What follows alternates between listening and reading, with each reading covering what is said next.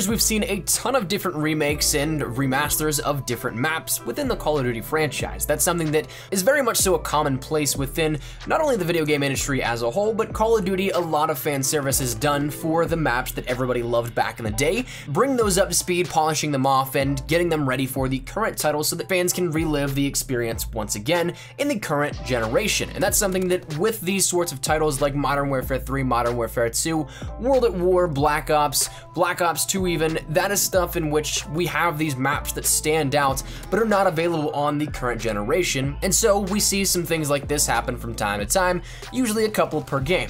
Now within World War II, DLC 1 The Resistance is launching this Tuesday, and earlier in the day we got to debut some raw footage of the remake of Resistance for Modern Warfare 3, that being called Occupation. Now this is one that I think this map is a lot of fun. It is a good time to play on, and I think you guys will enjoy, but I'm going to take a look at 5 things that ended up changing from this version compared to the original back in Modern Warfare 3, and all the way back around those 6.5 years ago when the game launched. Now, full transparency with you guys, this is something in which a lot of major things are not going to be covered here within this. There's one right off the bat that is a gigantic piece of it, but it's very obvious, and the others are smaller details that were changed around that might not be things you consciously look for, but when you notice them, they can alter how you may end up playing the game in its entirety on this map in particular. Some things that definitely can change a little bit of how that area plays in game compared to Modern Warfare 3 might be slightly different, so there are things you want to consciously have in your mind so that going into those situations you can be well equipped. So there is once again one major obvious change, but the others are some things that are more so fun facts and might just help out your game in a very specific area on this map. So that said, let's jump right into it. Number 1 here at this one is the World War II theme. The obvious candidate here for that change. Modern Warfare 3's was of course a modern setting, but being in Paris is a massive part still once again of how World War II worked out, so it was a no-brainer to throw this map in here as a part of the French Resistance, and the key focus there within of that in the thematics of the event and the campaign and all things considered within World War II. So a no-brainer to add this map into the rotation here for this as a remake, but it is something that if you go and directly compare it to that of the Modern Warfare 3 counterparts, a lot of things are going to be different. There's going to be a lot more imagery connecting it to the time period of World War II. Of course, the graphics and the quality of everything is going to be greatly increased because of the current generations, but overall, the map itself looks nothing like Modern Warfare 3 and the bare bones aspects of the buildings and everything at that point and in that consideration for the imagery, but at its core, it is still the same basic layout and everything, but just the peripherals are what has changed around here within this one, and it's something you'll definitely notice jumping right in,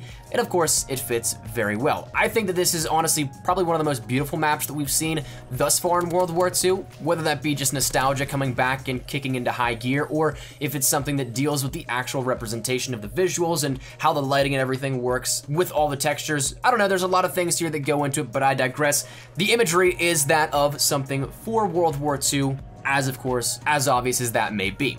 Now moving along to the other 4 changes, this is something that once again, just reiterating, these are smaller minor details, so I hope you're not looking forward to some massive lane change within this map compared to Modern Warfare 3, but to start this off, we're gonna start up on the backside courtyard by the A flag in the map. That's something in which this was always a sort of high traffic area for different versions of play. If you're trying to flank around, you could hold down a decent spawn trap in here, if I do recall correctly, and that's something that it became a point of contention for a lot of players, but there was one piece in which if you got challenged, you got a little bit of extra cover, that being the car in the middle of the upper courtyard. Now, of course, this is something that didn't offer too much because it's a still very small barrier there, but it did obstruct your view a little bit because there was a tarp over top of that car in that upper courtyard.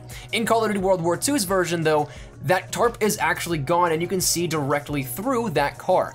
All 4 windows are visible. There's no glass in it that obstructs the bullet path or anything that decreases also those values. Instead, it is a clear shot that will be able to see a player through it, and you can end up getting those hits as well. Unless the player goes prone, they will be visible via crouching or standing, so you can take your shot and hopefully get it off with ease compared to what it was in Modern Warfare 3. No obstruction of view, no obstruction of bullets, nothing like that. It's definitely gonna change a little bit of how that specific area is played in Call of Duty World War II compared to Modern Warfare 3. And we talked about high traffic areas, so what I want to talk about next is probably the biggest change to this map, and also one that I think is the most needed for this, and I'm glad that it turned out as such, but that's actually in apps and the apartment kitchen in particular.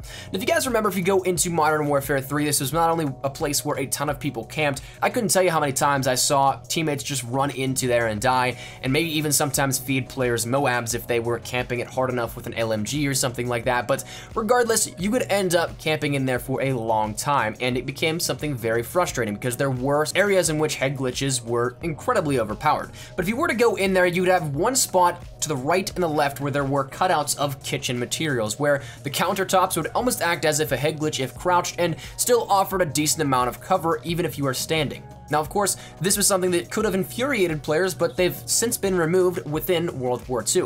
If you were to enter in and look at the one on the right, it's just now completely a blocked off wall. There's no place that allows you to jump into that small little cubby hole. And then if you go over to the left, all that's there are a small pile of 2 boxes which don't really come up past your character's knees or waist, to which that head glitch overlooking the prime positioning for those coming through lower onto ramp up into apps, that's now removed so that there is a fair gunfight there if somebody's challenging.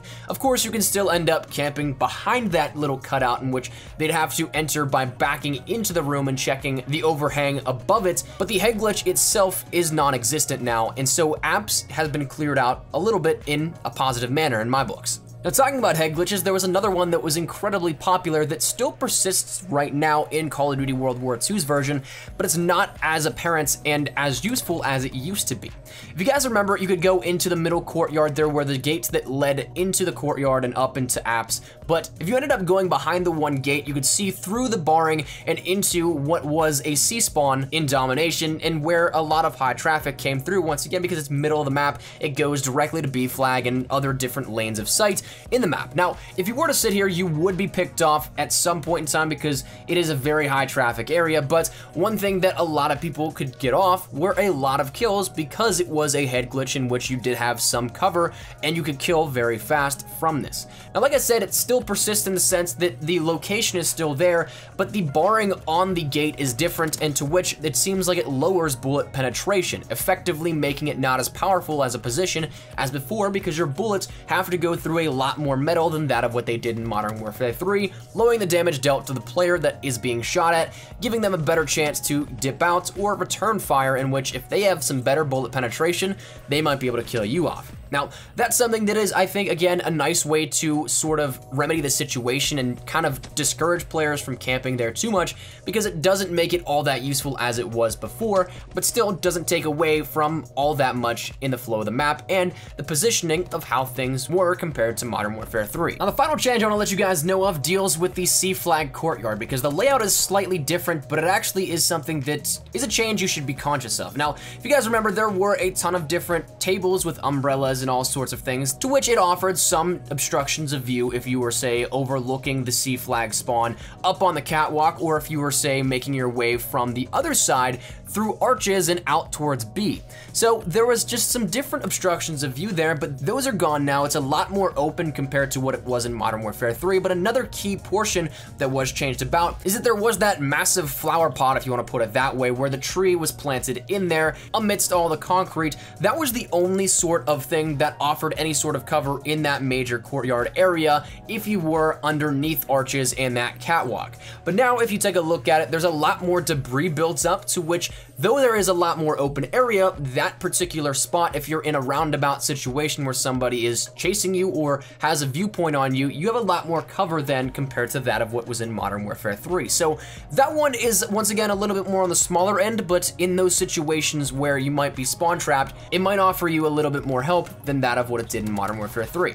So that said, that's gonna wrap up this sort of video here. I always love taking a look at changes compared to these different maps that we saw back in the day compared to how they've been adjusted for now. And like I said, not all that much was changed around for occupation within World War II compared to its original of Modern Warfare 3, but there were some things that did catch my eye and interest whenever playing this out in Los Angeles. Now, of course, once again, nothing too insanely major, but some things that were situational that I think can help you in some aspects, and are just fun trivia outside of that. So hopefully you guys enjoyed. If you guys did, let me know your thoughts down there in the comment section down below.